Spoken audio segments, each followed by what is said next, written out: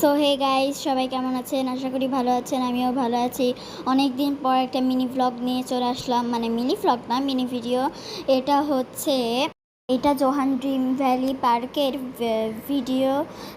আর আজকে এটা একটা সুন্দর জায়গা, ফুলের বাহারে অনেক সুন্দর জায়গা।